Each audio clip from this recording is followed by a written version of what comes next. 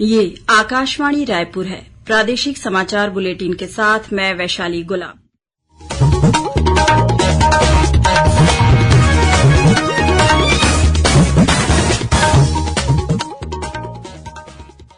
और अब पेश हैं आज के मुख्य समाचार। प्रदेश में लोकसभा चुनाव के तीसरे चरण के लिए 7 संसदीय क्षेत्रों में आज शाम थम गया चुनाव प्रचार। परसों 7 मई को होगा मतदान। चुनाव प्रचार के अंतिम दिन सभी पार्टी प्रत्याशियों ने मतदाताओं को अपने पक्ष में करने के लिए झोंकी ताकत। भाजपा के राष्ट्रीय अध्यक्ष जगत प्रकाश नड्डा ने सूरजपुर में किया आम सभा को संबोधित। कांग्रेस की राष्ट्रीय मीडिया समन्वयक राधिका खेड़ा ने पार्टी की प्राथमिक सदस्यता से दिया इस्तीफा। और दंतेवाड़ा जिले में आज 35 माओवादियों ने किया आत्मसमर्पण।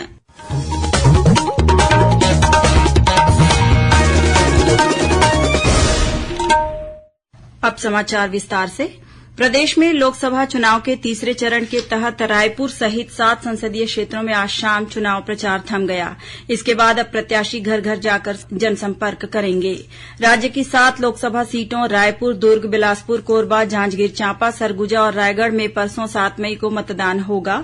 इस दिन सुबह 7 बजे से शाम 6 बजे तक वोट डाले जाएंगे। इन सभी 7 लोकसभा सीटों पर 168 उम्मीदवार चुनाव मैदान में हैं, जिनमें 142 पुरूष और 26 महिला उम्मीदवार शामिल हैं। मतदान को लेकर निर्वाचन आयोग की ओर से विभिन्न तैयारियां की गई हैं।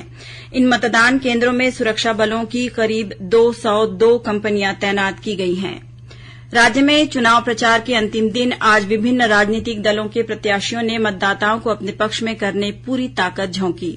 भारतीय जनता पार्टी के राष्ट्रीय अध्यक्ष जगत प्रकाश नड्डा ने सूरजपुर में आम सभा को संबोधित किया। उन्होंने कहा कि केंद्र की भाजपा सरकार विकास के नए आयाम स्थापित कर रही है। पिछले 10 सालों में देश के अधिकांश इलाकों से नक्सलवाद का खात्मा हो गया है। मोदी सरकार की आकांक्षी जिले, ग्राम विकास और एकलव्य मॉडल स्कूल जैसी योजनाओं से आदिवासी क्षेत्रों में विकास की नई कहानी लिखी जा रही है। भाजपा अध्यक्ष ने कहा कि मोदी सरकार ने आदिवासी समुदाय के कल्याण से संबंधित बजट को 3 गुना बढ़ाया है। वहीं भाजपा के वरिष्ठ नेता और मुख्यमंत्री विष्णुदेव साय ने सूरजपुर के साथ ही रायगढ़ लोकसभा क्षेत्र के अंतर्गत सारंगगढ़ के बरमकेला में आयोजित जनसभाओं को संबोधित किया।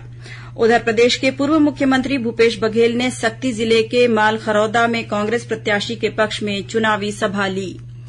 कांग्रेस की राष्ट्रीय मीडिया समन्वयक राधिका खेड़ा ने आज पार्टी की प्राथमिक सदस्यता से इस्तीफा दे दिया है। कांग्रेस के राष्ट्रीय अध्यक्ष मल्लिकार्जुन खड़गे को लिखे एक पत्र में उन्होंने कहा कि उन्हें पार्टी से न्याय नहीं मिला, इसलिए आहत होकर उन्होंने ये कदम उठाया है। सुश्री खेड़ा का छत्तीसगढ़ की राजधानी रायपुर में प्रदेश कांग्रेस कमेटी के संचार विभाग के अध्यक्ष के साथ एक मुद्दे को लेकर विवाद हो गया था।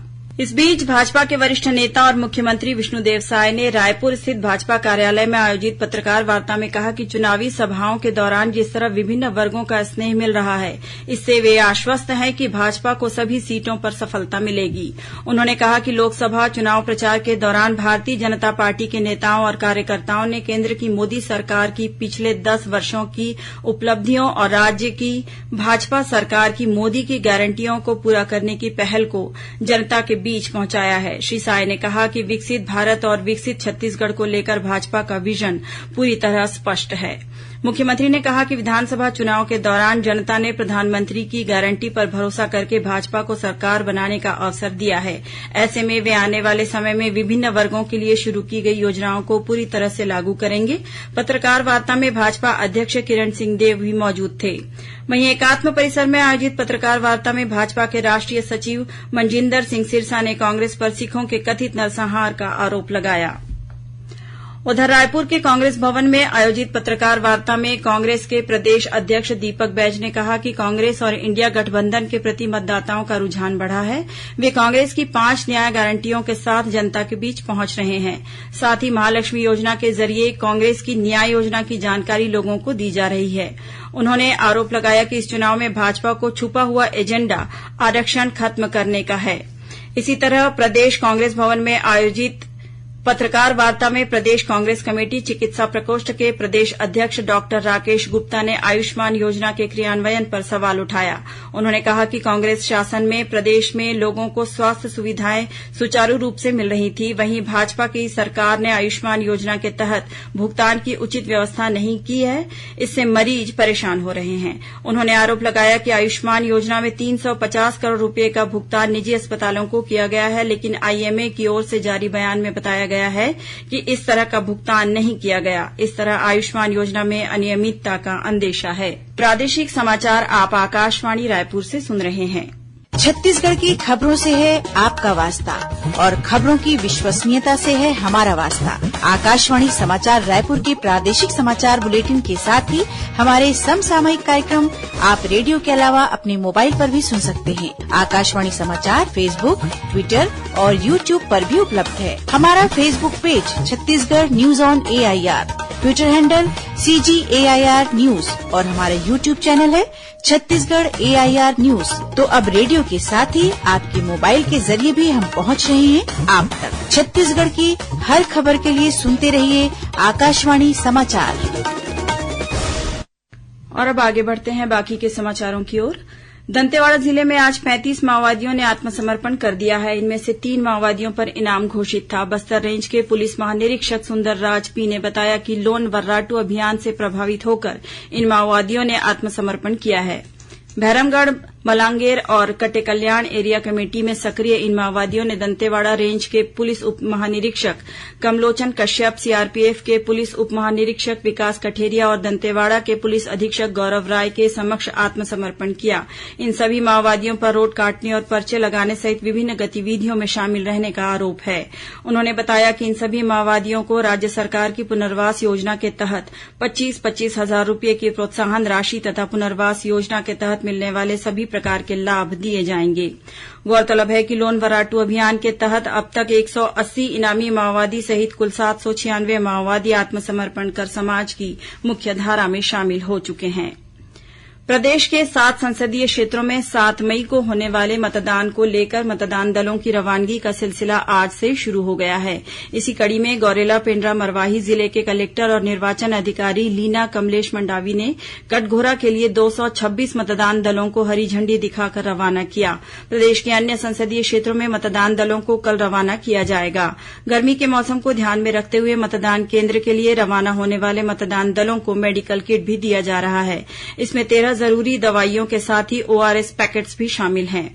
साथ ही स्वास्थ्य सेवाओं के लिहाज से सभी हेल्थ सेंटर, प्राथमिक स्वास्थ्य केंद्र और सामुदायिक स्वास्थ्य केंद्रों को भी अलर्ट किया गया है।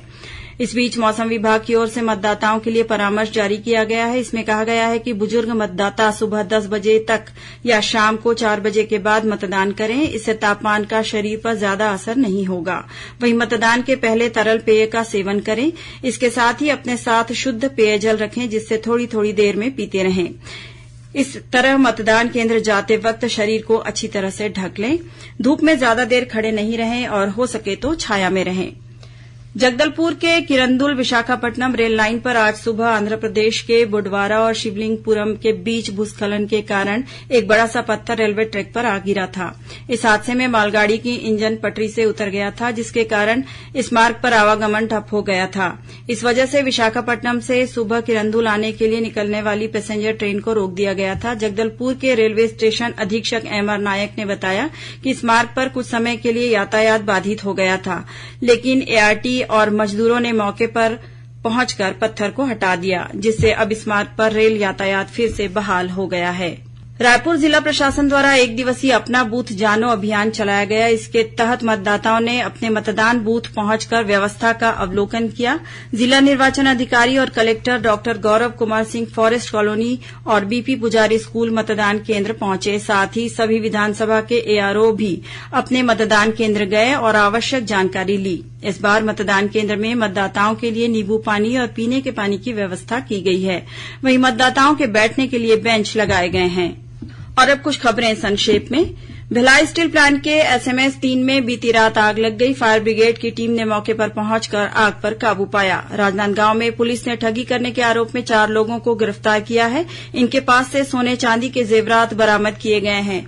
और कोरबा जिले के कटघोरा में 4 पहिया वाहन के पलटने से 2 लोगों की मौत हो गई, वहीं 8 अन्य लोग घायल हो गए हैं। इनमें से 2 की हालत गंभीर बताई जा रही है। अंत में मुख्य समाचार एक बार फिर।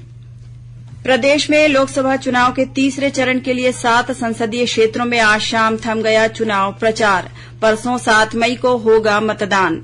चुनाव प्रचार के अंतिम दिन सभी पार्टी प्रत्याशियों ने मतदाताओं को अपने पक्ष में करने के लिए झोंकी ताकत। भाजपा के राष्ट्रीय अध्यक्ष जगत प्रकाश नड्डा ने सूरजपुर में किया आम सभा को संबोधित। कांग्रेस की राष्ट्रीय मीडिया समन्वयक राधिका खेड़ा ने पार्टी की प्राथमिक सदस्यता से दिया इस्तीफा।